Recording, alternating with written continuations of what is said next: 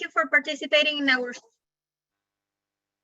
Good evening. Thank you for participating in our Zoom video teleconference for the San Joaquin Valley Air Pollution Control District Environmental Justice Advisory Group. All EJAG members are participating via Zoom video teleconference. We will do our best to facilitate a smooth meeting with public participation via Zoom video and audio. Before we begin, I want to review some important guidelines and general instructions. Please silence other communication devices such as desk phones or cell phones. That would ensure that our meeting go without interruptions. During our meeting, all public participants except for EJAG members and district staff will be placed on mute by the host. Public members will not be able to mute or unmute manually. Only EJAG members and staff will be visible via Zoom. Audio for members of the public will be unmuted once they are recognized to make a public comment. And with that, I welcome everyone and I call the meeting to order and ask the clerk for roll call. Okay, Ms. Martinez. Here. Dr. Baines. Here. Thank you. Mr. Freitas. Ms. Gatil. I'm here. Mr. Brazil. Here. Ms. Vielma. Mr. Helm. Here. Mr. Williams. Here. Ms. Dean. Mr. Rezvani. Mr. O'Brien. Here. Thank you. Mr. Liba. Good evening here. Thank you. Mr. Cunha. Here, thank you. You're welcome. Through the chair, we have a quorum. Thank you, Michelle, and welcome everyone. For those of you that have not met me before, I'm Nayamin Martinez. I'm the representative for Fresno. I'm happy to be leading my first meeting as a chair. So thank you for your vote of confidence. And with that, I will ask that we move to item 3, which is approval of our minutes from our previous meeting. If there are any corrections or additions that you would like to make to our minutes of last meeting, please let us know now so that we can, if not, we can take a vote for that. Move to approve. We have a motion. Ned is second. Okay, Madam Chair? Yes. I think you can approve it yourself without having to go to a vote. I think that's always been the prerogative of the chair. If there was no changes or whatever, Okay. you have that little bit of power that, you know, and you might as well I take it. wanted more, but I'll settle for this little power. Thank you, Manuel. I appreciate that. Through the chair, well, we're just going to ask for public comment quickly. I see we Sure. have a couple of public members on Zoom. And so do we have any public comment on the minutes? I are see there any none. public comments on the minutes? And I do not see an indication of public comment. So I think at that point, you can just declare the minutes as approved. Okay, where all minutes for our previous meeting have been approved. Thank you. Now we're gonna open up for public comments. This time is made available for comments from the public on matters that are not on our agenda. It is requested that no comments be made during this period on items on the agenda. The public make comments on each EJAG agenda item during the during the time allowed for EJAG public comments.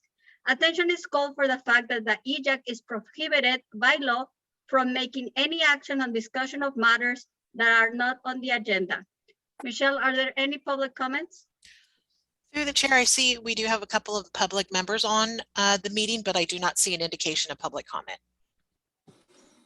Okay. Thank you.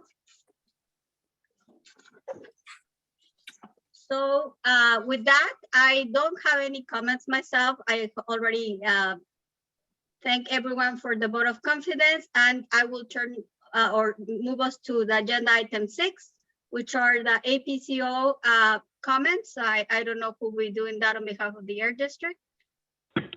This is Morgan. I actually don't have any comments tonight, so save more time for the rest of the agenda item. The items I would have commented on are going to be discussed on the agenda.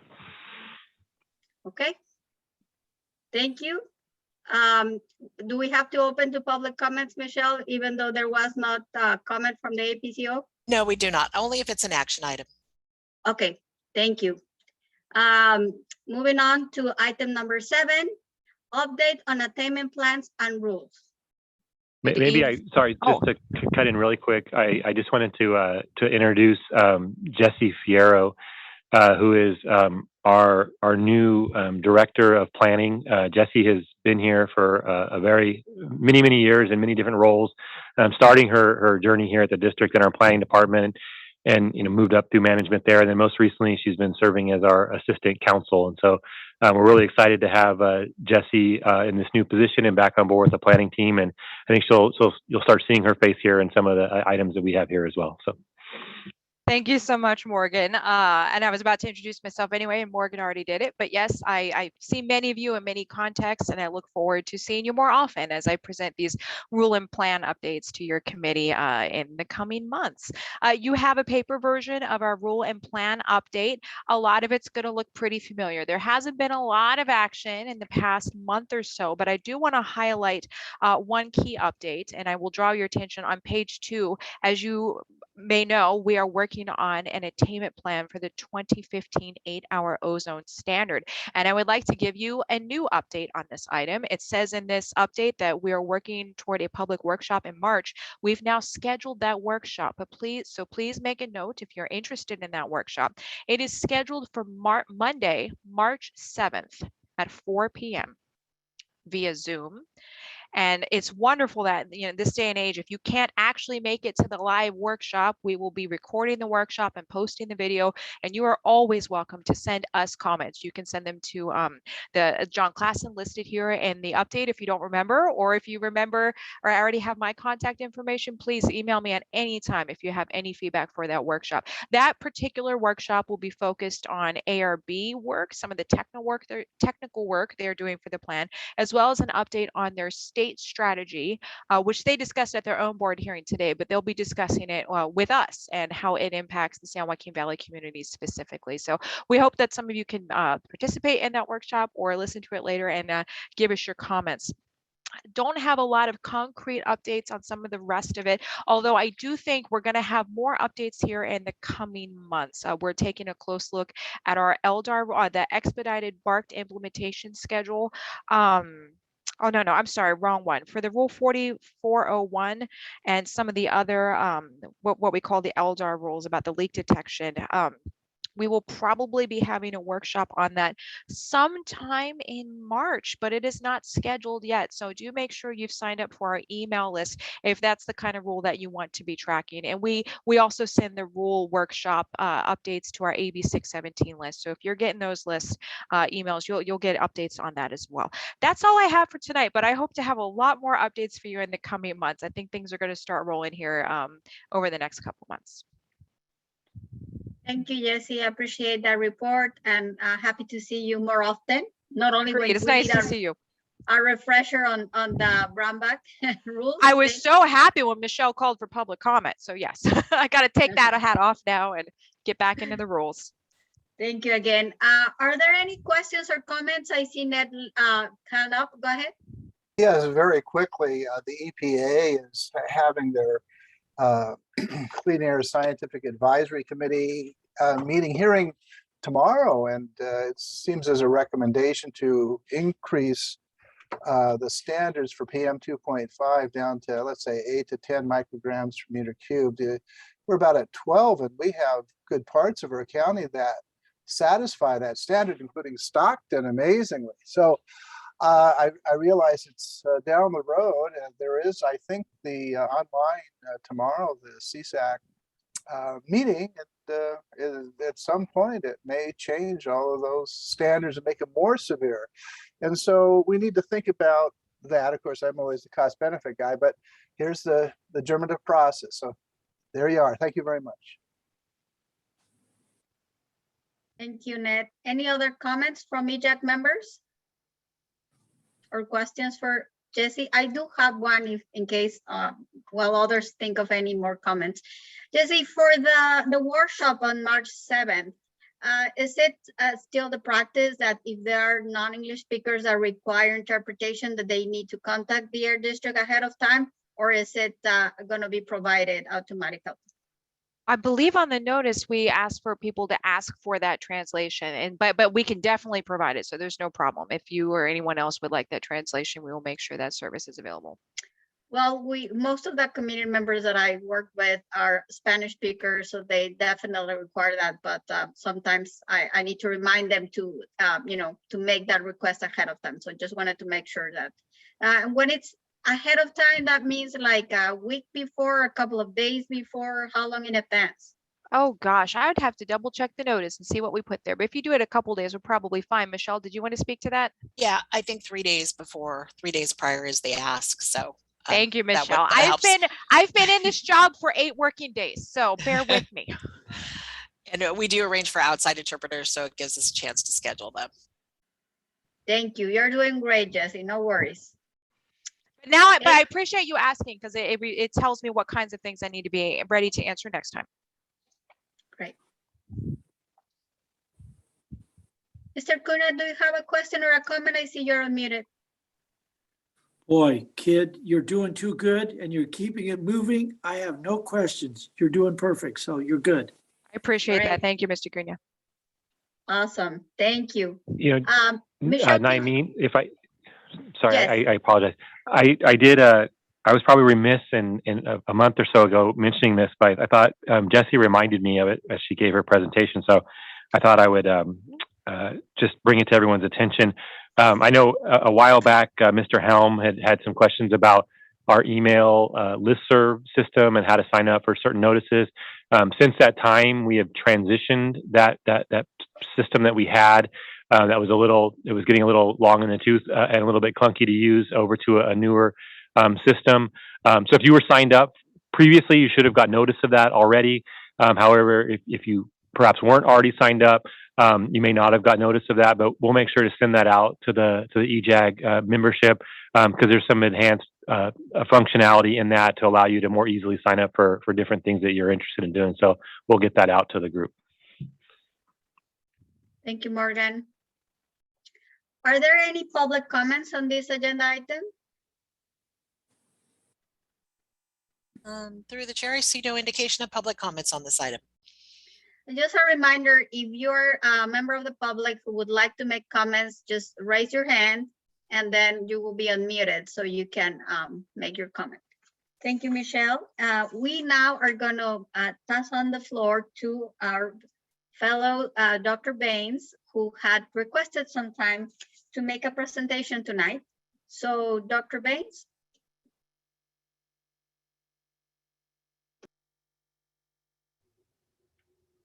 Hi, are they loading the PowerPoint? I think they are. We just see Yes, we'll be screen. sharing it. We'll be sharing the presentation as soon as it comes up. No problem. And just obviously there's going to be an opening slide, but this is a report on impacts of wildfires on water quality.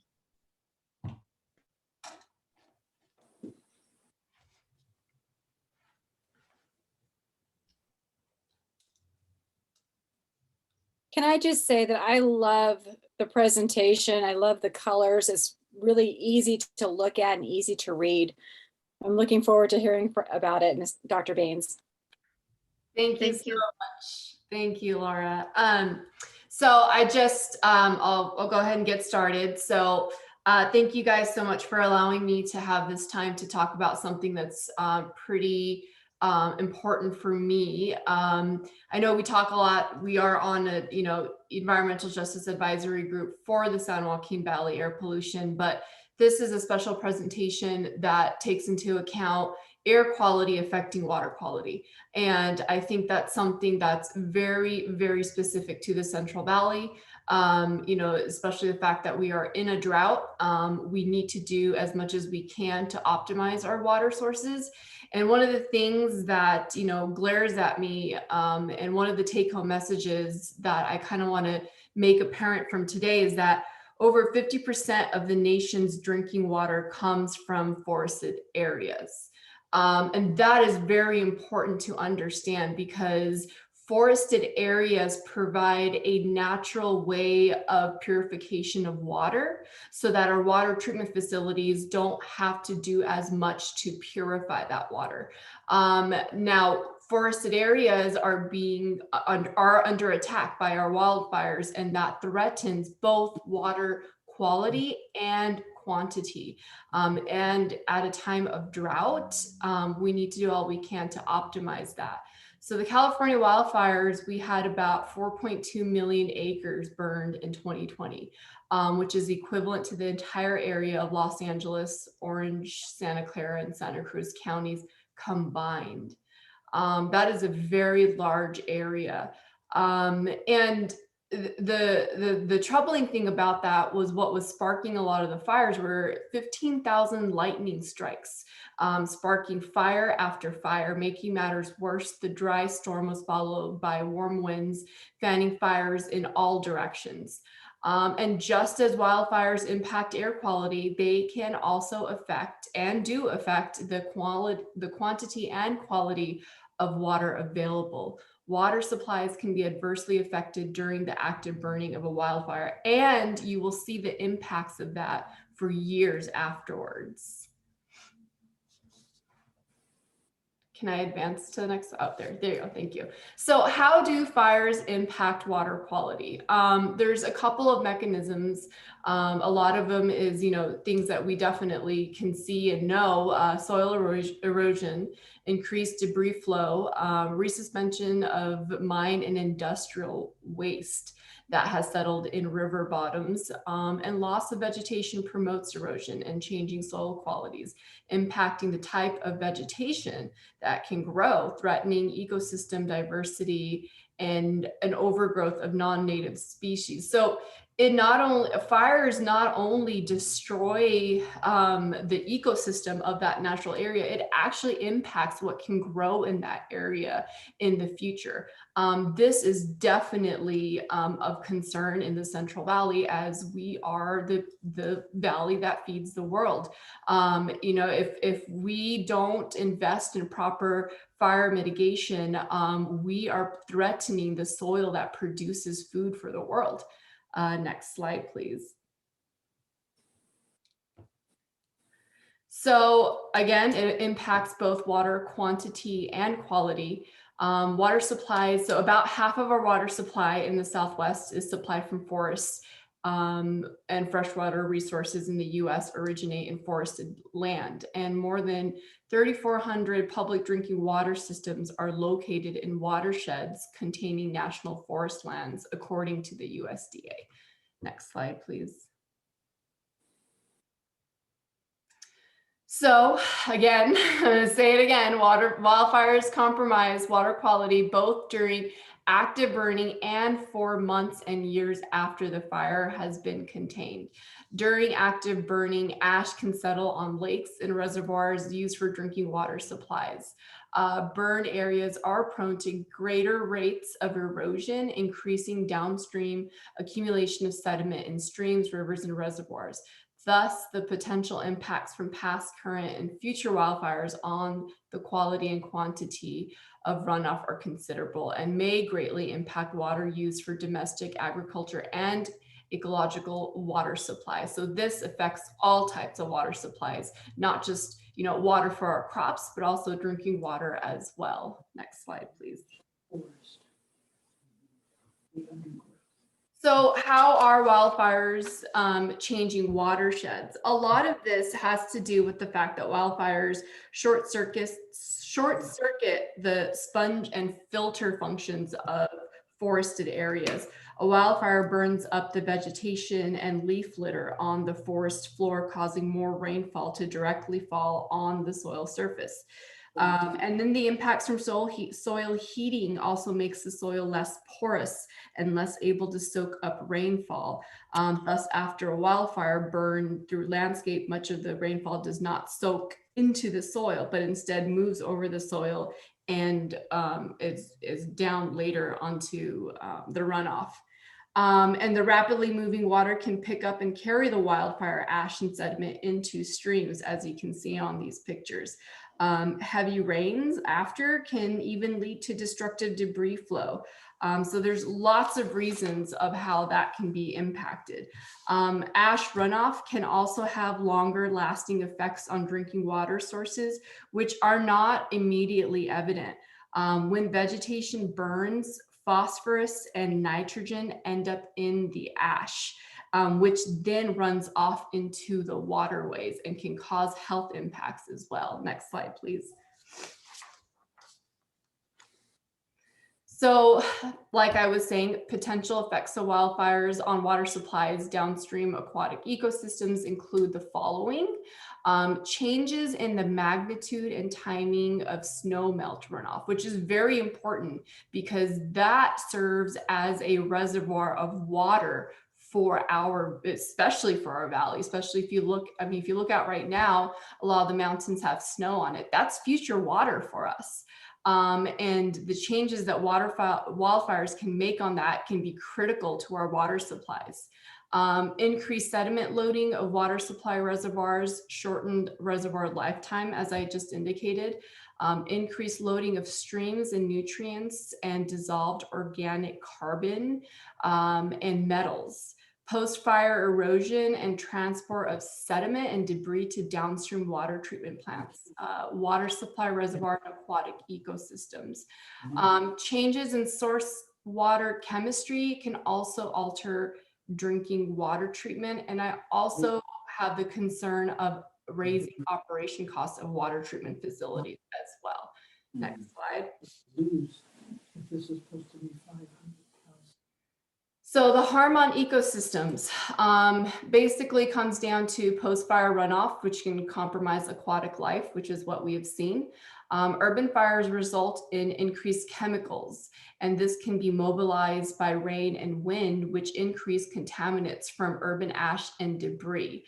Urban versus rural fires also need much studying because of what burns in urban areas versus what burns in rural areas.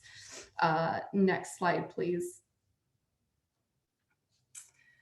So this was a study that actually, it's key for the presentation. Trace elements in storm flow ash and the soil that they looked at after the fire. And in the study published in 2016, they noted presence of multiple trace metals in post-fire storm water. Scientists discovered elevated levels of iron, lead, nickel, and zinc in the streams near Los Angeles and traced contaminants back to the 2009 station fire at the Los Angeles National Forest. So the biggest take home of this is the increased level of iron, lead, nickel, and zinc. This can directly go into the water that is being consumed.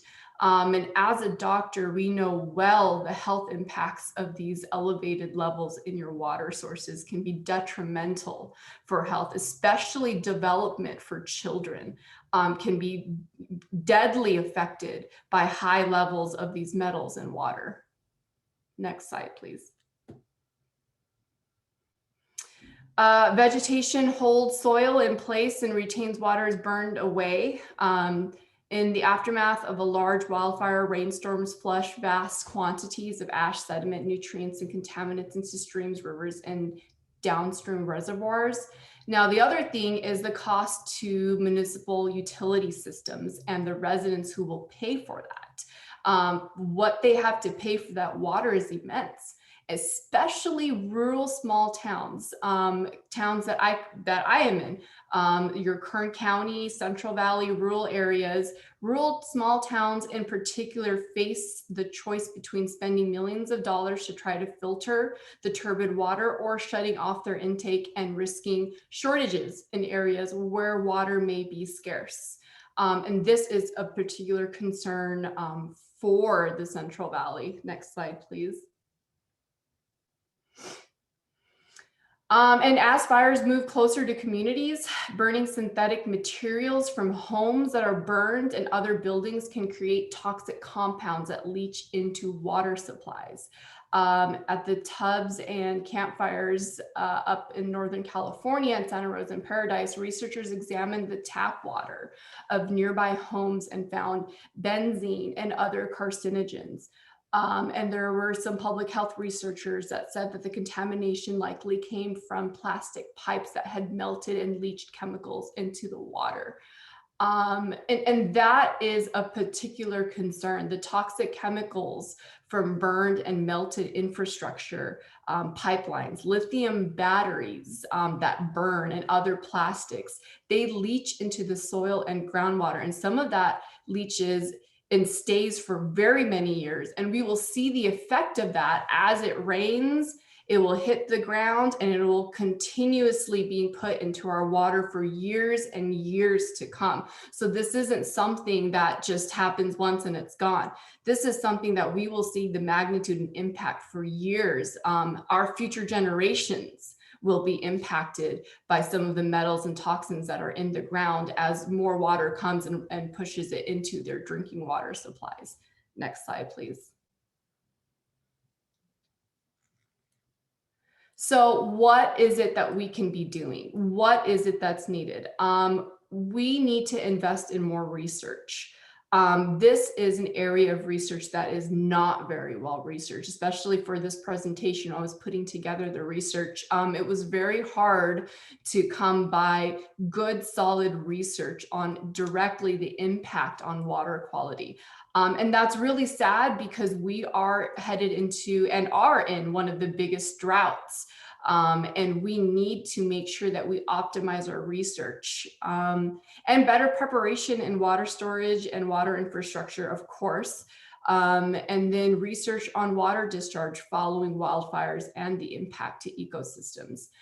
Studying the type of pollutants and amount of suspended sediments in streams after wildfire. What changes occur in organic carbon mobilization due to the wildfires? And can prescribed burns be managed to prevent or reduce the reemission of toxic compounds in the soil? Next slide, please. I think we're done. Yep.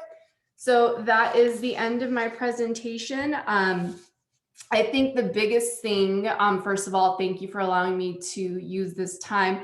The biggest thing, the biggest take home messages from this as a physician, my concern is, this impact to the water quality from our wildfires is going to impact our generations for years to come.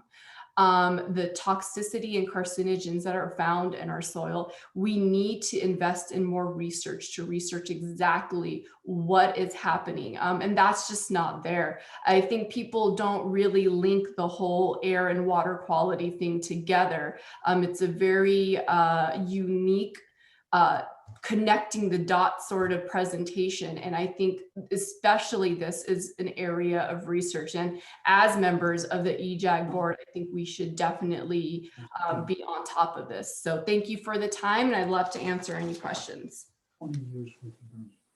Thank you, Dr. Baines. Any questions or comments from EJAG members? Derek? I just want to thank you, Doctor.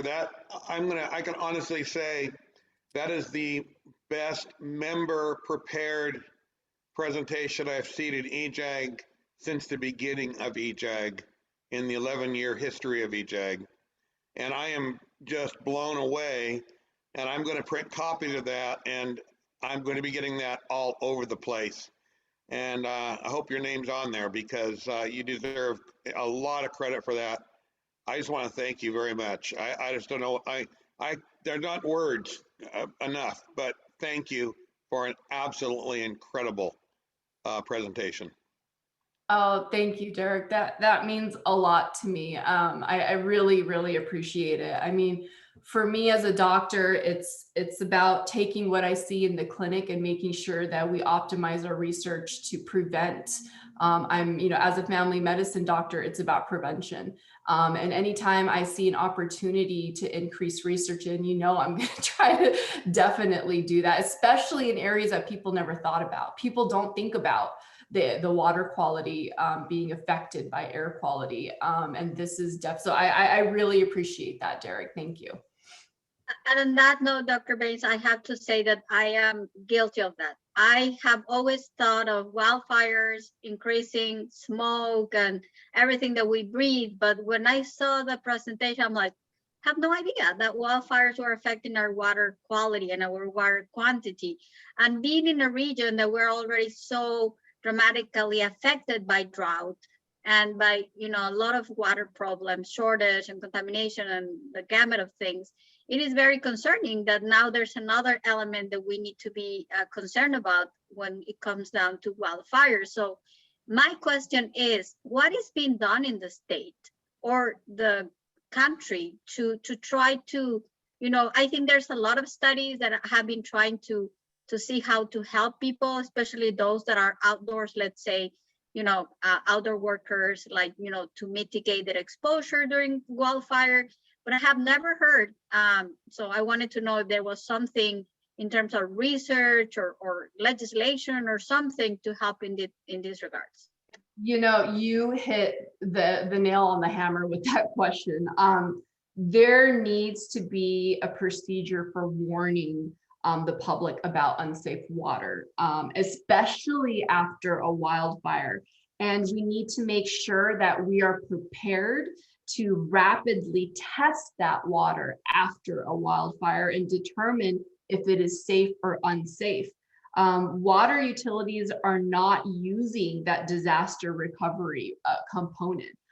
They're not using the contamination part of their system, which is it's a specialized area of water quality. And they're not used to that, especially your state and local officials. They don't have the expertise for that. They don't, it's very much unknown on what they can do. Right now, I can tell you, especially, I've been at some of the fires, they'll just warn people not to drink or to boil the water after a wildfire. But there's no studies on what it is, what is the unsafety. And that's where, we need to push elected officials to make sure that there is a rapid disaster management to preserve the water quality and that we test it right away. This shouldn't be something that we thought about, 3 or 4 days later. This should have been thought about right away, because every fire is going to have different toxins in the water because of what was burned. So what burns in an urban area is going to have different toxins than what burns in a rural area. And we need to make sure we have teams that can assess that and assess the water quality in a very fast disaster management way so that we protect the people that are drinking that water. Madam Chair. Laura, give me 1 second, Mano. I saw Laura's hand up, and then I'll give the floor to you. Thank you. Manuel, you and I may sound a little similar, maybe, I don't know. We're both in the farming community, and as farmers in Central Valley, where water is the topic, always, constantly, water. And we're facing now the nitrate issues that began 50, 100 years ago, that are now affecting everyone. It's really, I've just begun, I think last summer with the fires, just begun really kind of paying attention to the air quality, water quality connection. And that when I saw your presentation, I was like, yes. And I want to thank you, and I will share it as well. Because we're going to need long-term testing. I mean, like you said, this is going to affect generations. And again, like you said, different areas have different metals, have different, I mean, you can't just boil metals out of water. You can boil, you can boil microbes out of it, but you can't get the metal out of it. And so then what? So yeah, thank you, Dr. Baines. I really, really appreciated all of it. It's really great stuff and really good start to the research. Yeah, no, definitely. As I was researching for this presentation, I mean, my eyes were being blown open by the impact. I mean, everybody here, right? We're life learners and we're learning from it. And it's important to increase the research so that we preserve that for our future generations. And I agree with the nitrate. I mean, we learned that we can't give up. We got to keep innovating. So definitely. Manuel? Yeah, thank you, Madam Chair. I appreciate it. Doctor, well done.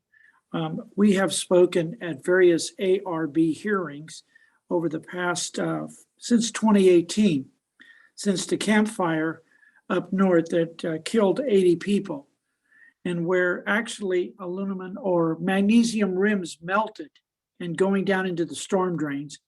And yet ARB / the State Water Board and others did not address what you're trying to address, and is that if we would have taken care of the management of that forest, we would have allowed the logging correctly to be done and the underbrush to be maintained and cleaned, we wouldn't have had the campfire as bad, and we would have had to deal with how we allow endangered species to not touch a forest. That's fine, but what we've done is burn houses and human beings. When we went to the Shaver Lake, over 800 homes in that fire alone, and what toxics actually went into Shaver Lake, over into Pine Flat, over into other dams because of the wind movement in this valley. Now, I will say this, Madam Chair, though, agriculture has stepped up and dealt with its agriculture burning. In the greatest program we have with your help and everybody else's, we're doing great things to eliminate no more burning in ag. So that's a tremendous. I would hope that the federal government and the forest and the parks and the governor pay attention to management forest. If we manage the forest and we log them correctly rather than after they burn, because after they burn, all of that sediment has to go somewhere. It has to. I'm sorry. As a farmer, we don't irrigate dirt on top when it's totally dry and let it run. No, we figure out how to get that water down through there, but we have to do it in a way that we can do it. Mother Nature doesn't have a sprinkler up there. When he wants to drop 10 inches of rain, he's going to do it. So I think the presentation is well done. I would absolutely ask, Doctor, that we forward that presentation to NRCS, to the state director, Carlos Suarez, because I think it opens the door for better communications and good research communications that need to happen. But absolutely, heavy metals don't come from, like in agriculture, we just burn trees, the foliage, the cellulose. When you have a wildfire, you're burning human beings, you're burning cars, you're burning telephone poles, you're burning transformers, you're burning garages, and everything else in that garage. So your point is well taken, and I would absolutely encourage you to share it with the governor. He needs to pay attention a little bit of some down-to-earth people like yourself coming from a medical side and caring about communities and people. So well done, Naimi. It was a good presentation you have there, asking her to come. I think it was well done, and like even Derek said, a very professional presentation and very much to the point without finger pointing, but finger pointing is that we did not manage our forest correctly. We should do a better job so we don't lose endangered species animals dying from heat, and then we don't burn people and we don't harm our water source. That's very, very precious. So thank you. Well done, Doctor. Yeah, thank you. Thank you so much for that. And I wanted to add, with research is where we can get the answers that we need to move forward. If you're not going to research it, because sometimes, a lot of times in science, we think one thing and then we do the research and it's totally opposite to what we thought. So the whole point of the project was increase our research so that we increase our education around what's happening. So, and that's the first step, because nobody knows the answers to everything. I don't know what's going to happen tomorrow. You don't know what's going to happen tomorrow. But if we invest in a strong scientific research around it, we will have an edge on what is going to happen tomorrow. And that's all biggest point from this presentation. I totally agree. And I see one more hand up. Tom? Yeah, I just want to say briefly, again, echoing the other comments, great presentation, putting new thing on my radar that I want to learn more about now. But I just want to say quickly, the topic, the wildfire topic, and what can be done about it, it's always coming up in our EJAG meetings. Even sometimes it's not, it kind of pops up organically between us, and it just seems like such a big topic that it would be great to maybe schedule another presentation down the line. It doesn't have to be super soon, but I, from my own, personal knowledge, and I'm sure others would agree that I'd really like to hear somebody talk about the specifics of, forest management, climate change, PG&E, and, all these different factors that went into these fires, and saying, what maybe EJAG can even come up with some recommendations, or like Manuel mentioned, a lot of us speak at CARB meetings, and, I'd like some new things to say to CARB and the governor's office and all that about what is the best way to move forward to stop these wildfires, or at least the effects. And I'm sure the numbers out there are going to show that a lot of the times our most disadvantaged community members are going to be affected by those wildfires, both maybe where they are in rural areas, and both they're more likely to have asthma or other respiratory problems that are going to be affected when a big event like that happens. So yeah, I don't know if if I can help in that. I'm not an expert. I'm not necessarily can think of an expert off the top of my head. But if anybody knows, kind of a an unbiased person that would just give us a very scientific presentation on the causes and the solutions, that I'd love to see something like that. If others would, I would make that recommendation to set up some kind of presentation like that. Thank you. Thank you, Tom. I make a note of it. Dennis? Thank you, Madam Chair. Dr. Baines, great presentation. Agree with all the comments from our committee members. I think it would be a great idea to do the same presentation to our governing board, and take it even a step further. Besides sending it to the governor, mass mail it to every state elected official to get their attention, because I worry that if it goes to the governor, if he shuffles it under paperwork, we may not hear about it for a while, right? But if it goes to every state elected official, then that's a different story. And what a great accreditation from this committee to have you on here to come up with a presentation like that. That is so full of information that it seems like everyone overlooked, right? And this is a great eye opener for everyone. So absolutely great job, and encourage you to send it to all our state elected officials. Thank you for that recommendation. I do have a complimentary recommendation. I think that it should also be presented to the State Water Board, to the California Natural Resources Agency, and to all agencies that have a stake at this. I think that one problem that I see in many government agencies, and even some of us as nonprofit organizations, we try to silo. We try to take just a piece of the problem. So I just deal with air. I just deal with water. I just deal with one little corner. But as we see, one phenomenon, which is wildfires, have all these impacts. Wildfires are impacting our water quality, our air quality, and our lives in so many ways that it cannot be only addressed by one agency alone. So I think that the agencies that have a stake at this should be convening a multi-agency task force that can be addressing all the different problems, but most importantly, the solutions. So yes, we're already doing emergency preparedness improvement at the state and local level. But I don't know if, for instance, one of the things that they are doing is the water testing. So something as simple as that could be something that a multi-agency task force could recommend and make sure that happens. Because recommendations are not good if it doesn't move into implementation, but just wanted to add that comment as well. I am blown away by a lot of these comments. Thank you. Thank you so much. Again, my whole, point was to create awareness out of something that I was noticing. And I know the San Joaquin Valley Air Pollution Control District has a research team, and I would love to give this presentation to any other board that you would recommend, and also work with our research team to make sure that we optimize our research in this as well. Thank you. One last chance to make another comment before we open it up for public comment.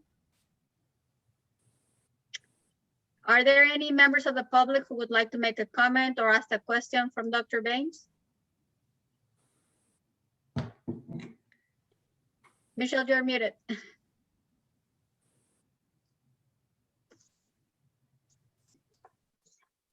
Sorry about that. Through the chair, we do have a couple of public members present, but I do not see an indication of public comment. Thank you again, Dr. Baines. We're going to move to our agenda item number 9. We will have a presentation related to the new zero emission heavy duty demonstration projects. So please take it away. Good evening. I think I drew a bad time slot having to present directly after Dr. Baines.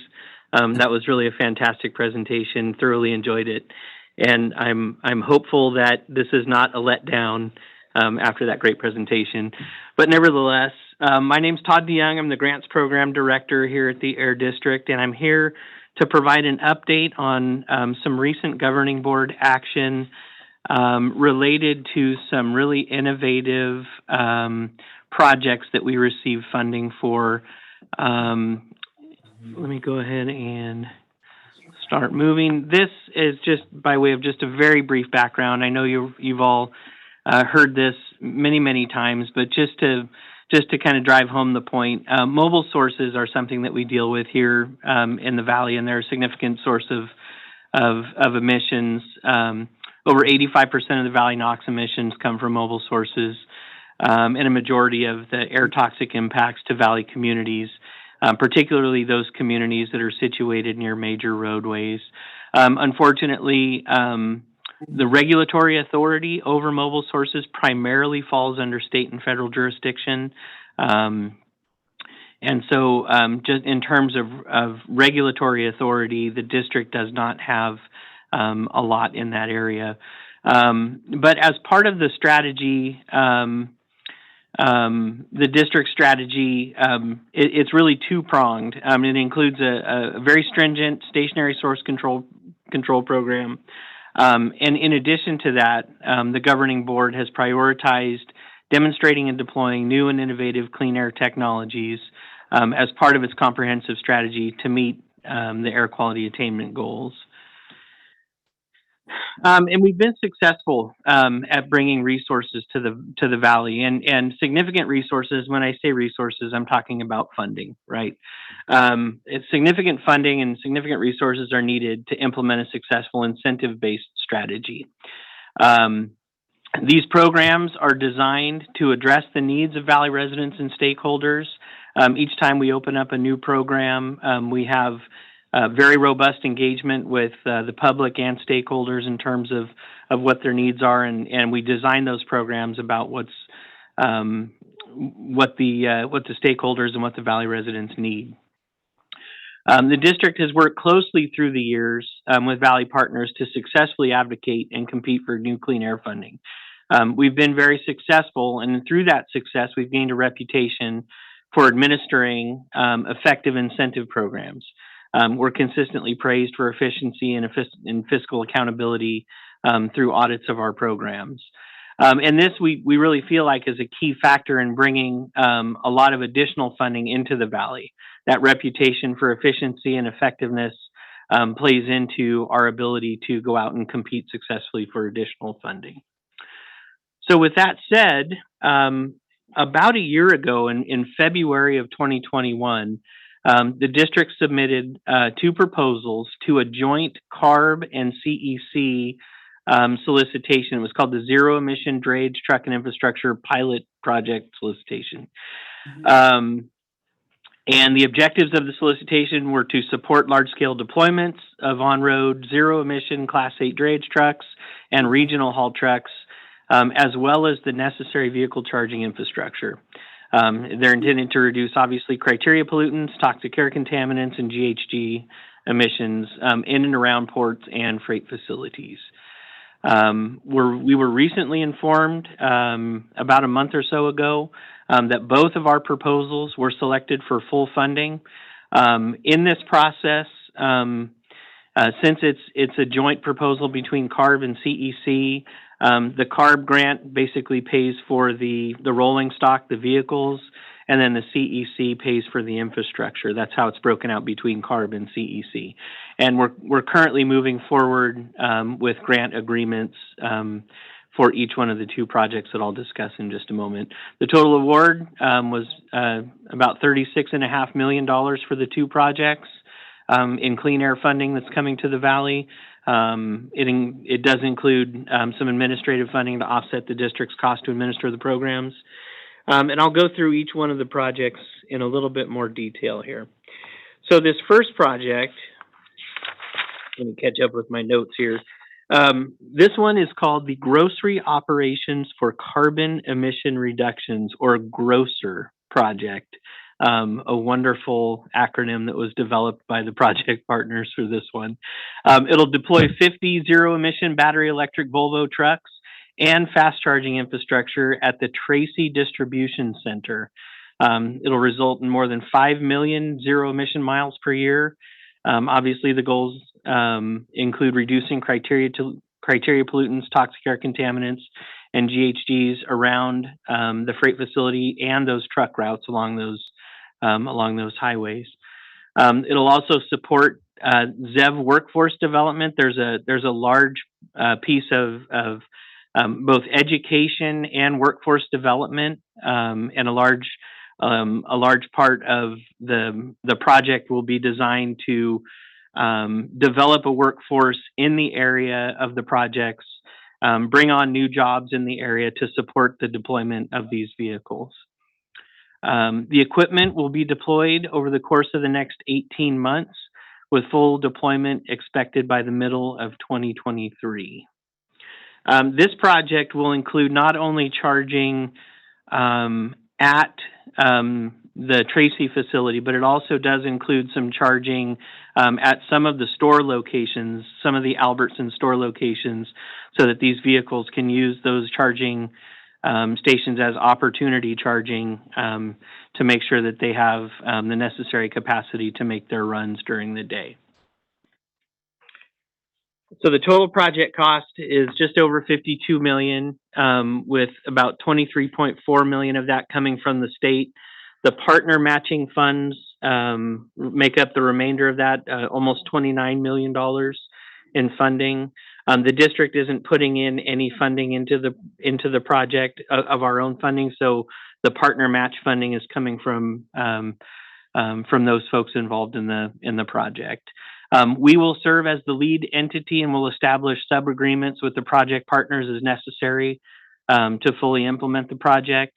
The project partners you can see on the slide, I'm not going to read everybody here, but it's the technology providers. Obviously, Albertsons is the main partner. There are portions of the routes that go into the Bay Area and Sacramento Air District, so it's truly a regional project.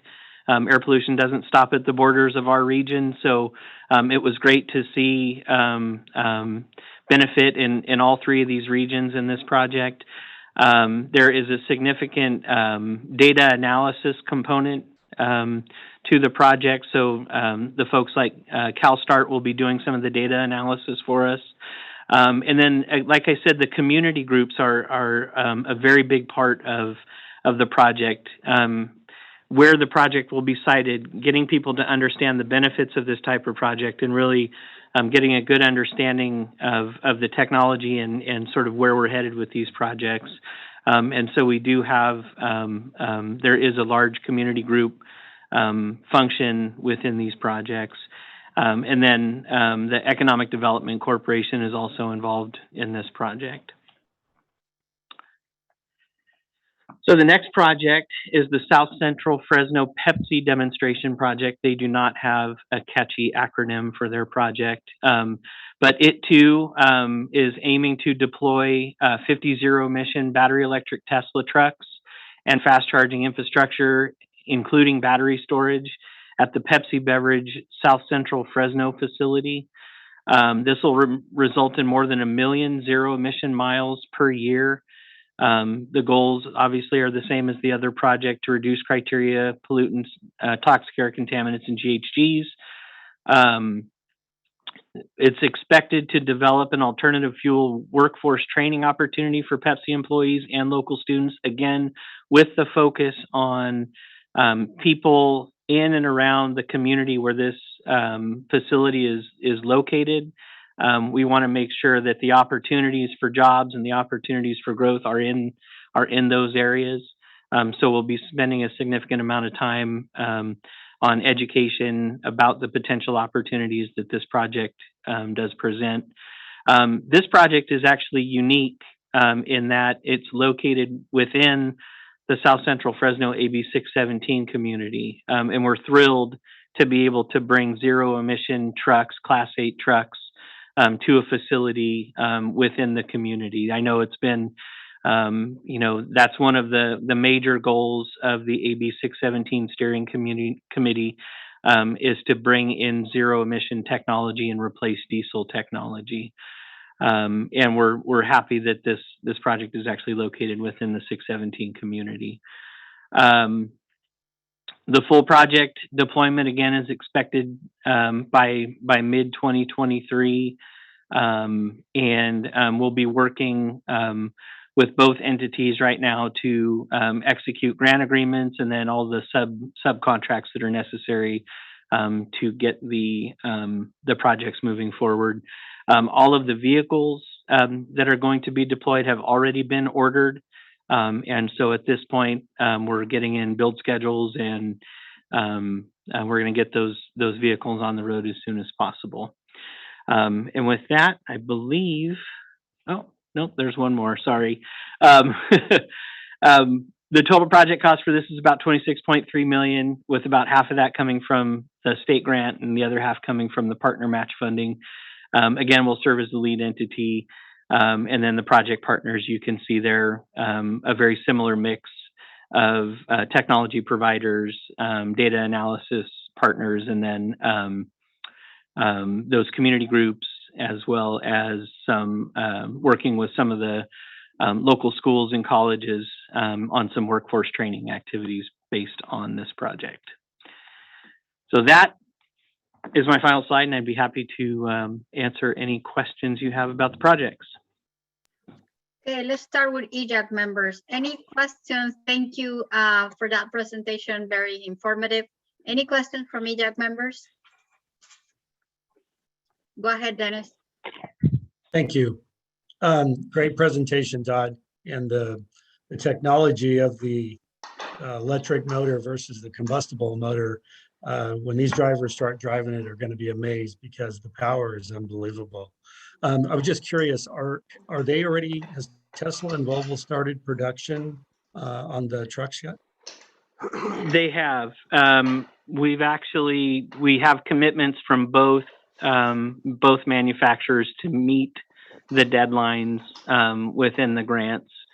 We've actually met with both Pepsi and Albertsons, as well as the truck manufacturers. Everybody's on the same page. These trucks are being manufactured as we speak.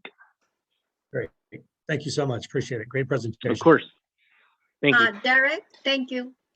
Hi, I guess I just have one sort of tongue-in-cheek comment. I think it's great that we have the one program with Albertsons. I would hope that we could find other companies besides soda pop companies to put these monies into the hands of for their fleets, since we all know that soda is like one of the worst things that anybody could be drinking, and probably one of the least useful products that are on any supermarket shelves. I'd rather have it going into dairy trucks or other trucks for other supermarkets than for beer companies or soda pop companies. Just my comment. Well said, Derek. I agree. Any other comments? Yes, Naimi? Sure, go ahead, Manuel, and then Dr. Bates. Okay, great, thank you. Todd, a couple questions I have on the electric side of these trucks is the two manufacturers you spoke about, they're looking at the 80,000 pound truck. The question we need to ask, as you well know, the 26,000 pound truck is no longer a 26,000 pound truck. It has to go to 53,000 pounds, which means I have several issues that we need to be alert to. And that is that it becomes a Class A license, no longer a Class C license. So we have a real problem of trying to get Class A truck license already today, even for the ports and every other businesses. Number two is that these electrical vehicles are weighing so much that the cost for carrying the load is twice as high because you can only carry a limited amount of load because now you're paying for the load for the electrical, for the batteries. And the batteries seem to be the biggest, heaviest part, as well as these electric motors because of an electric motor design and how solid it is compared to an engine. So that's a second issue that needs to be really looked at and asked. And we need to ask those questions and we need to meet with those folks. Number three is the cost of going to these heavier electric type trucks is the cost to operate that truck. The tires, the maintenance, the warranty, and how do I remove the batteries? If the battery is a large battery, as described in a 26,000 pound truck, you need to have a crane to lift it because the weight over 1,000 pounds. So you're just not going to go pull that battery out of the truck in your business, no matter if it's a potato chip truck, if it's a food truck, even for anything, even if it's the food bank, is when you breaks down, you have those issues. And number four, Todd, that I think you've heard we talked about before, is the warranties. What is going to be the warranties of these batteries? 1 year, I have to buy the battery. Now the battery cost in the 26,000 pound truck, the battery was $23,000 for just a truck battery, $23,000. The price of a car is just for a battery, and a regular battery costs you $300 or $400. So those costs are real costs, and I think we need to be conscientious about that, and I know you guys are, but we need to have those questions asked with even the 80,000 pound truck, because if I have to reduce my weight that I'm going to carry by another 10,000 pounds and I go down to 34,000 versus 44,000 pounds of weight, that product is, you talk about an inflationary cost to the consumer, that's going to be horrendous. So rather than a gallon of milk costing $3 or $4, it's going to cost $7. So at the end of the day, the consumer hurts, especially in the rural communities. So there's a lot of questions asked that either Hummingbird or Volvo or any of these, or Kia, anybody that's building trucks, they need to put out all the information, and we need to have those questions asked in writing and in writing from them back. Because if not, yeah, we have to do the research. We got to do that. If not, we're not going to know anything about these vehicles. But let's make sure we ask that we don't start funding trucks that are electric that cost $650,000, because that 80,000 pound truck is right around that number. The 26,000 pound truck is now 53, is 420,000. And when you look at a diesel truck that costs 280, 320,000 versus 680, what rural community independent trucker can afford such a truck? So few questions, Todd, and I know you've heard of these before, but I think we need to have those in writing, and we need to make sure that these guys give us all the facts and not just sell a truck to a potato chip company or a Coke company, but yet they really look at, can this be met by our regular community people that need to buy these, and all businesses, not just farmers, but all businesses. So sorry for the dissertation, Chairman, sorry. That's okay. And Dr. Baines, before I let you make your comment, I will, Todd, do you want to answer some of Manuel's questions? Yeah, I think, you bring up some good points, Manuel, and these are certainly, the issues swirling around heavy duty, zero emission vehicles. These are not new questions, but I think, I think they do need answers. And I think part of the goal of a project like this is to answer some of those questions. The folks at Pepsi and the folks at Albertsons, their transportation divisions, have done extensive analyses on range and weight penalty and all of those sorts of things, and they've factored that in when they looked at if they could make a project like this truly work. I mean, everything from picking the specific sites, in terms of battery range and effectiveness for the trucks, all the way down to what loads they can carry and can't carry. So I think we're going to learn a lot over the next couple of years with a project like this. In terms of like battery warranty, the batteries are warranted. It's my understanding the batteries are warranted well beyond what would be considered the useful life of the truck. So there shouldn't be, unless some catastrophic failure happens, there shouldn't be a need to actually remove those batteries from the truck. They're not designed necessarily to be easily removed. They can be removed, but it does take some effort. You're absolutely right. It takes a crane for sure, but they shouldn't need to do that. I guess is the point. Obviously, things can happen. But in terms of the warranty, those batteries should be warranted for the life of that vehicle, and so they would be fully covered. But you're right. There's lots of things to think about. Electric vehicles. It seems like a very straightforward concept, but the more you dig into it, it's certainly complicated. Thank you. Thank you both. Dr. Baines? Yeah, Manuel, you stole my question. That was exactly where my head was headed to. And on top of what you said, I also want to ask about what is going to be the impact to our roadways of heavier trucks. That is going to impact our roads. So who's going to pay for our roads being impacted, which are created by oil?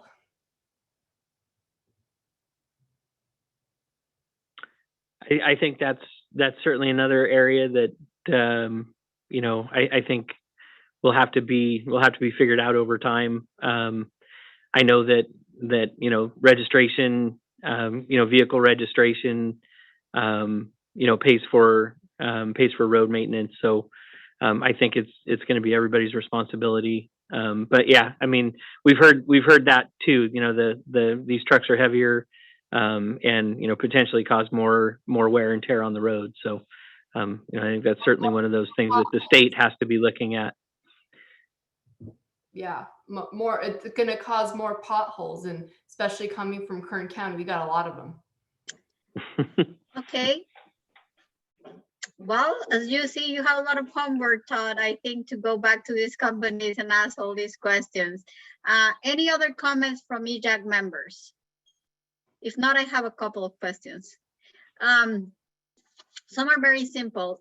So what is the range of these electric trucks? They can be, the ones that we're talking about now have up to a 400-mile range. And so it's getting better sort of with each iteration of battery technology. But these particular vehicles are designed to return to base. They're going to be returning to the hub every night. These are not your long haul trucks that are going to, go cross country at this point. These are, you do a run and you return to base. And so the charging will be available, each night or after their shift ends. Yeah, these trucks here, I think are up to 400 miles per charge. And that's, depending on the weight of the load and, hills and things like that, but that's what they're designed for. Okay, and then one comment and one question. I know that you mentioned that both projects, and my comment relates to the one in South Central Fresno. So I saw that there's Really College and Duncan Polytechnic in mentioned there. But I just want to put in your radar because it's a very well kept secret. There is within Edison High, which is a high school located in the AB 617 area, there's the Green Energy and Technology Academy. It's run by one of the local science teachers there. I was recently invited to be in their advisory group, and they're trying to help these kids develop this, knowledge and skills that can make them more ready for the job, and especially for greener jobs, right? So from solar panel technologies to, I'm sure, these type of things like, mechanics, focus on electric vehicles. So probably it would be a good way to connect with him to see if there's opportunities for these high school students to be part of this project. And lastly, I just want to say, I kind of agree with some of the comments that you were made, especially the concerns about this being a new technology and what will be the unexpected impacts. But I just want to also be mindful to remember, a lot of us, I don't know much about Albertsons and the area in Tracy where it's located, but I can speak about where these Pepsi's company is located. And it's nested in South Central Fresno. So a lot of the people living here are going to breathe better air because we are changing these trucks. So I'm sorry, but I have to be the devil's advocate or the community members advocate. And they have been paying the consequences of having poor air quality because they are surrounded by distribution centers, warehouses, and they have just been piling them around their neighborhoods. So I think that they deserve to breathe cleaner air, that we are going to have to look into all these technological glitches, yes, but I think that people that have been impacted by these industries deserve cleaner air. So just wanted to say that. Any other comments from EJAG members before we open it up to public comments? Oh, Chairman, your comments about the high school, absolutely. It's a great vocational school. And that's what we talk about, vocational kids going to school to learn mechanics. And they are another good one, just like Duncan Polytech. So great add-on there. And I think, Todd, if you can look into that with another institution like that, and maybe one even in Bakersfield, or maybe one in Stockton. But those vocational school programs are places where we should put money like this for training, and request that these people that are building this stuff absolutely tap into these institutions, because they're vocational schools. They're not going to go to a four-year college. No, they don't want to. They want to be mechanics. They want to be high-tech mechanics or solar tap mechanics. So I agree with Chairman that we might want to look at some other institutions around the valley that we can spread some of this knowledge and wealth and help, because they don't have a lot of money in these vocational schools. So that'd be a great thing to look, Todd, if you can. Yeah, thank you, Manuel, and thank you, Naimeen. I would love to connect with. Do you have a name of the teacher or professor at Edison that, if you could shoot that to me, you should have my email address somewhere. It's the, that would be wonderful. John Berg. I will send it to you, Todd. Okay, yeah, that would be great. Thank you. I'll send you the other one from Bakersfield and the one in Stockton, Todd, too. So we can probably, at least with those other two high school vocational school centers, I'll send you that. Okay, appreciate that. Thank you, Todd. But don't leave. We're going to do one more, open it up to see if there's any comments from the public to you. Okay, through the chair, we have one member of the public present, but I do not see an indication of public comment. Thank you, Michelle. And thank you, Todd. So with that, we're going to move on to the next agenda item, which I will be presenting. But there's a slight change. In the agenda, it says that we were supposed to review and approve our goals and objectives for this calendar year. There's going to be a slight change.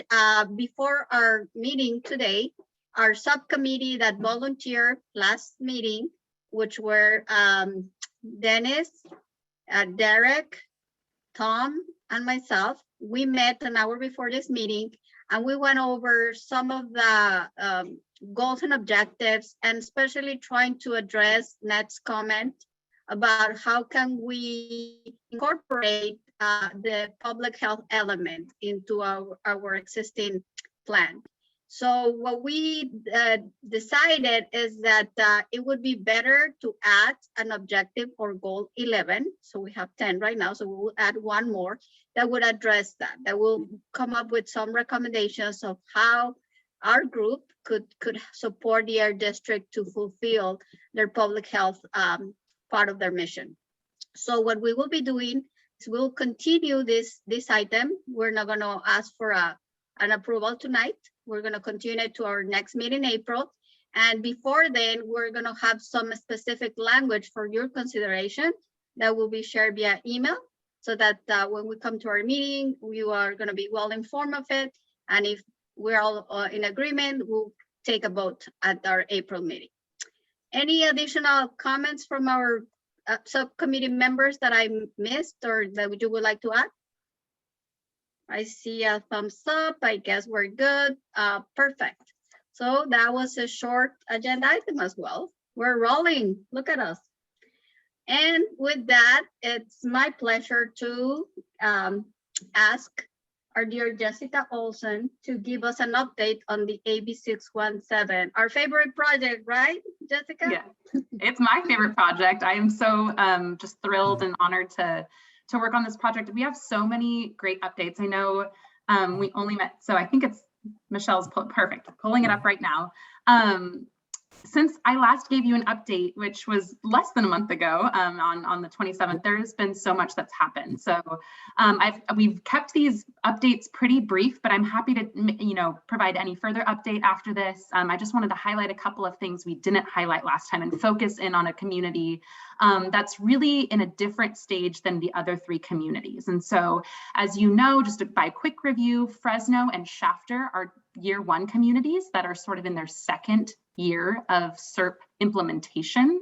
And Stockton is kind of in its first year of implementation, meaning they already have a document from which we're working forward on implementing and getting emissions reduction and exposure reduction measures implemented. In Arvin, we're still in the development process. And so we've been working very closely with the steering committee. We owe our governing board a document in June of 2022, and then that will subsequently go to CARB. This down here, this little sort of almost kind of like a timeline is just to show you what we've done so far and what we have left to go. And so it's by no means that means that anything we've talked about, we will never work with the steering committee on again, but there are steps we need to take in order to get a document to completion. In the past just 7 days, actually, we have met with the committee twice. And so the dark blue and then the light blue represent the meeting we had last week and the meeting we had just last night to really push a lot of SERP measure development forward. So we're really excited about the progress we've made in Arvin. The next slide actually just shares with you a little bit of the exercise we did last night. So we're at a stage where, and you can go to the next slide, we're at a stage where we've worked with the committee and we're never done understanding their air quality concerns, but we have a baseline level of the committee's air quality concerns. We've worked with them on where they want to place monitoring. Now we really want to work with them on developing what measures will be a part of their community emissions reduction program.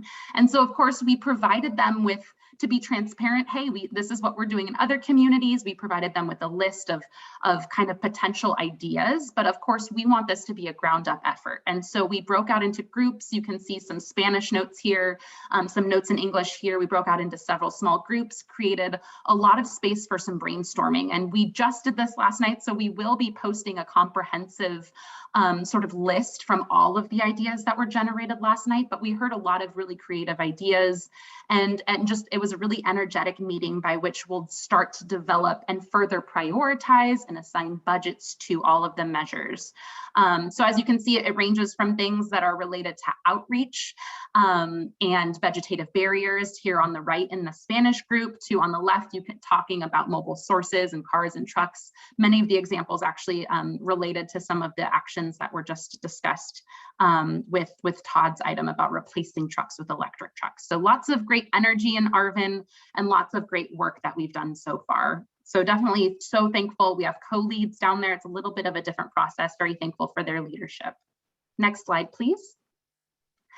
The other side of the AB 617 process is the Community Air Monitoring Network. And I've kind of provided updates by all 4 communities to this group in the past. And so I kind of wanted to just use this space to just kind of provide kind of next steps that we're taking in each of the communities.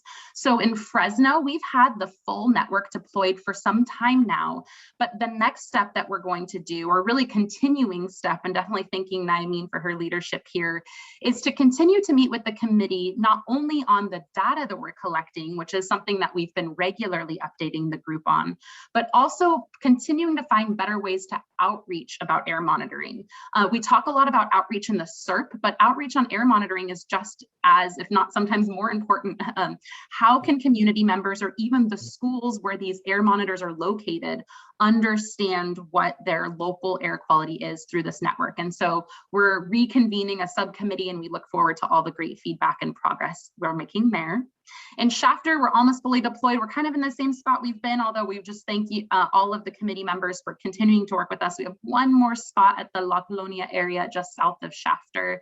We are working on deploying a site there, but until then, we have used our other resources, including our air monitoring van, to help gap fill and provide data for that really critical site. In Stockton, we now have 3 air monitoring stations that are reporting to our community network. One we just deployed this week. This new standalone PM 2.5 monitor you can see here. I just clipped this earlier today, so you can see some of what today's PM 2.5 looked like. At the California Water Office, this is just south of the Crosstown Freeway. So it's right along where folks were interested in making sure we continue to have information about air quality in that part of town.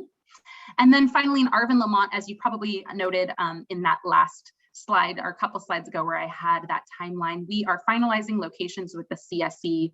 As those that have already been through this before, we know it's not a one meeting and done, it's a continual conversation, although we have made some decisions with the CSE on several locations. So we're really looking forward to rolling those out. Next slide, please. So we have a lot of work in the coming year. Everything I just mentioned sounds like a lot, and it doesn't even scratch the surface. There's lots of progress that have been made, but once we adopted these SERPs, as I mentioned in our last meeting, there's a lot of work to get them implemented. There are several folks that are a part of this committee. They're on different subcommittees working on RFPs to get people to apply to certain types of measures. Actually, to the discussion that just happened, we are working on an EV mechanics training measure in all of the communities, but one of them in particular in Stockton has a subcommittee that met just hours ago and had the exact conversation you all had, and really landed on working with groups that already do this type of work in high schools. So it was a perfect conversation. I'm going to take the notes that you're going to send, Naimeen, if you can send them to me, or I'll definitely touch base with Todd, and same with others that had locations. I know Manuel had a contact in mind, so definitely keeping us in the loop, because that is a priority of these AB 617 communities, is that workforce development to support not only clean jobs, but of course deployment of clean vehicles. We're going to continue to work to educate and empower residents to get more involved, and then continue to build our partnerships with the community-based organizations we work with. And then as restrictions ease, we are continuing, have started, and we hope to continue to get out into the community more and do more of those in-person events. We are already working, we've done one in Shafter. We are working with the Fresno Steering Committee on one upcoming, and definitely look forward to doing more in other communities. So with that, that's the end of my presentation. Just this last slide here will just note what our main AB 617 page is, where you can find all of the information and more I just mentioned. And I'm happy to take questions or clarify anything from my presentation. Thank you. Thank you, Jessica, for your report and for all your hard work with this project and this initiative. So any comments or questions from EJAG members? No? Keep up the good work. Thank you. And thank you all for all the work that is, I mean, this isn't, we're just setting the stage, and it's all the community members that do a lot of the hard work. So thank you. No, but you help put up all the meetings, set up all the Zooms, and if it will be there will be an award prize for all the meetings that are taking place in all the communities. You will take the prize for sure. We tried to do a calculation recently, but it's certainly in the hundreds. So every time that we have the steering committee and they say, and welcome to your 54th meeting, I'm like, oh boy, that's a lot. It is. Well, thank you all so much. Thank you again for your great work. Are there any public comments or questions related to the AB 617 item? So through the chair, we still have one member of the public present, but I do not see an indication of public comment. Thank you, Michelle, one more time. So we now have our next agenda item, which is hearing from you. Any recommendations for potential topics to include in our agenda for our next meeting or meetings? If you want to propose something, not for April, but for later. Go ahead, Manuel. Yeah, I would like to really follow up with the doctor's presentation on fires and smoke. I think we need to make that part of a discussion so that we know how to handle our forest. And if you would like, Doctor, I can certainly have one of our expert people from the United States Department of Agriculture of Forest who manages forest and that, have them be a part of some meeting, if you would like, Madam Chair, of them doing a presentation of how to help curtail what the doctor has listed. So, but I think we need to have this smoke as part of an EJAG continuing process because the value and how important the water is. And now that the allocation has been taken away from the farms, now what do we got, right? So, and we have all this sediment coming down that's going to come down into Shaver Lake and all. So if it's fine with you, Madam Chair, and the members, I certainly can have this gentleman or person do a presentation to kind of follow up to the doctor's presentation. So we have this, we just don't let this thing idle, if that's okay, Madam Chair. Oh, I think it's an excellent idea. I agree. What do other EJAG members think? I'm seeing Dr. Baines nodding and say some thumbs up. More So education absolutely. is always a plus. Okay, I see Derek. Okay, well, I guess we have an agreement. So please let's work with you, Manuel, and Michelle to get the information from that person to see if they're available for the meeting and we can include it at our next meeting. Perfect. Thank you, Madam Chair. Thank you. Thank you. I do have a suggestion as well. Hopefully it still can be fit into our next agenda. So they're talking about youth, right? And how they're engaged and really trying to help, improve our air quality and our knowledge related to air quality. The Center for Advanced Research on Technology, or CART for short, is a project, a combined project of Fresno and Clovis high schools. And they have different classes. So I've been mentoring students from the environmental science class for several years now. And there's a group of students that are currently learning about air pollution, how to, get information through RAN and all the different resources that the Air District has, how to look at the information about the AB 617 monitors.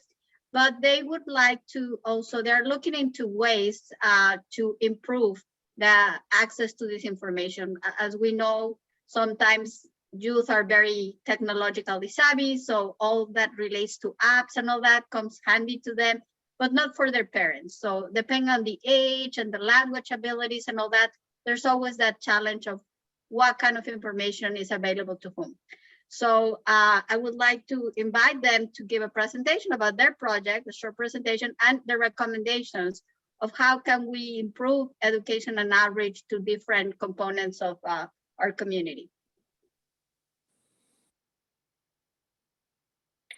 So, Derek, question? Just for that, your comment, I love that. And in doing what you're doing with the mentoring, I would love to see you maybe talk to some of the teachers of these classes and see if they could arrange for students to receive extra credit if they came to some of the EJAG meetings. There you go. I haven't thought of that, but that's an excellent idea. I'm sure they will. Okay, are we in agreement to have them present to us? Okay, I'll work with Michelle to add that, and they're gonna prepare really hard.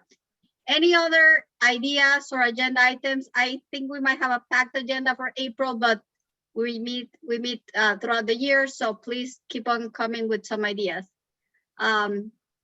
I don't see any more hands up. With that, we're gonna move on to comments from the EJAG members. Any comments from any of you? The only comment I have, Madam Chair, you've done a great job today and allowed presentations and all that. So thank you for a great job and your first one, and you've done you've done a good job, and thank you for allowing the comments. Thank you, Manuel. I appreciate that. Any other comments? I think you broke the record for the streamlining our meeting and keeping it under 2 hours. So congratulations. Great job on your first meeting. I think it helped that the APCO didn't have any comments directly or indirectly, but I'll take that compliment. Thank you, Dennis. Derek. I just have to tell Dennis, in the early days of EJAG, it was every month and it was 3 hours. Wow. So that I take credit for that change. Well, thank you for making that was change. A legacy. I appreciate you doing that change. Any last comments before we move on to public comments? Okay, I don't see anyone. Are there any public comments? Through the chair, we have no members of the public present. Okay, well, I just need one more item, which is volunteer to present a report to the Michelle? Oh. Madam Chair, I have a public comment to make. I'm sorry, that item has been closed. Just we're gonna go over 2 hours now. I'll keep it short. You're making me break that record, Samir. That's why I'm here. No, I'm kidding. No, I just wanted to say hi. No, I've been listening to the meeting today. Just want to let you know I was in the audience, and I really enjoyed the meeting. And I took a lot of notes, great ideas. Great seeing all of you. Just wanted to welcome the EJAG early in the year, and just really appreciated all the great conversation today. And just wanted to say hi. I just thought I'd do it during public comment. Thanks, Naimeen. I'm done. Have a great night. Thank you, Samir.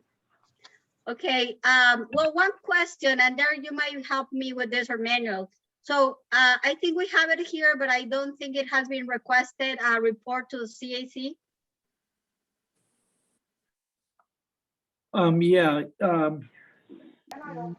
I think the way Michelle has it is that you'll present stuff from here to the CAC, if I'm not mistaken, in our next meeting, which would be in March.